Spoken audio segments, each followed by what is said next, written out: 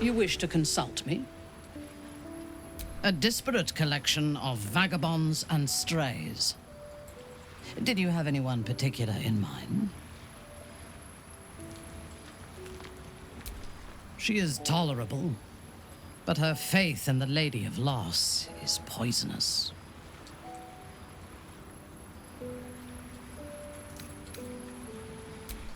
The very concept of Sharan worship is self-indulgent. They would have you think every whispered word and hidden thought is of value, but it is not so. I have performed 1,000 interrogations, squeezing out the most guarded secrets held in heart, mind, and soul. I can tell you this.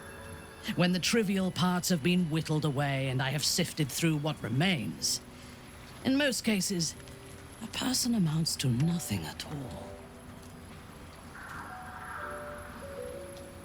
He's been deprived of freedom and strong blood for so long that he is addicted to both.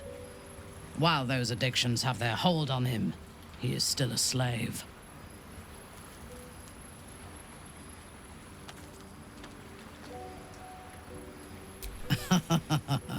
No.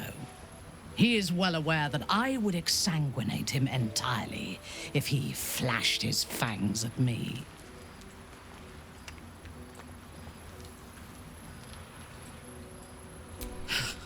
Free.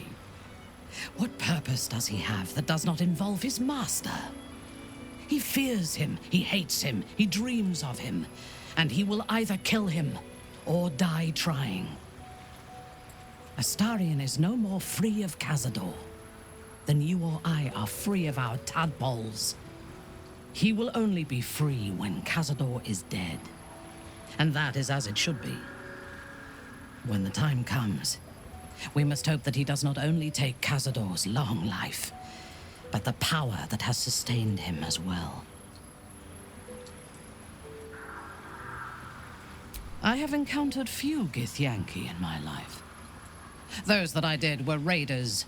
They croaked out pleas for mercy in their alien tongue as they died. Meeting Lae'zel makes me wish I knew more of their culture.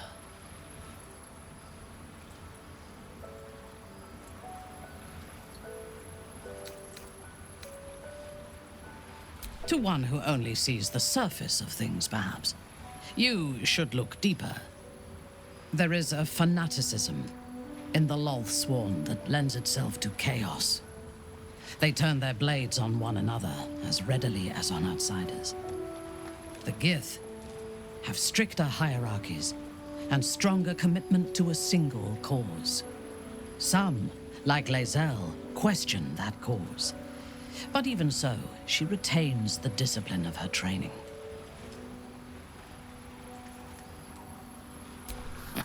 The wizard? No. Their mastery of the weave is commendable, but they are poor conversationalists.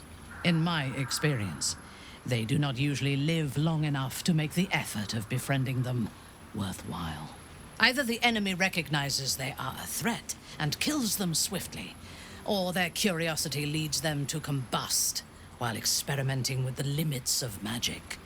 Our wizard is already in a state of suspended combustion, thanks to that orb between his ribs. I suspect it is only a matter of time before he goes up in smoke. I will reserve my social graces for those who might live long enough to appreciate them. He is exceedingly self-righteous. Amusing, considering he bound himself to a devil.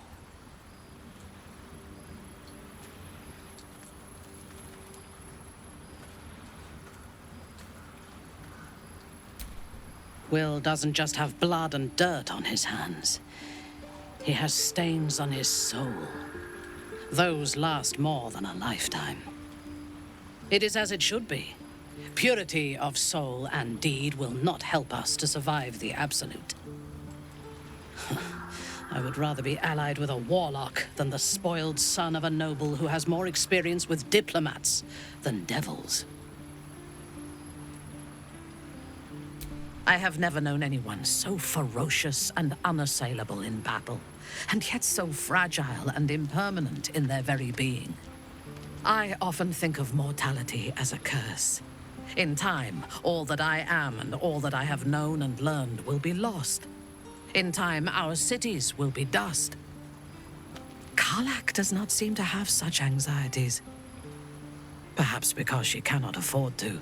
She exists in the moment, and she will burn out and be gone in a moment.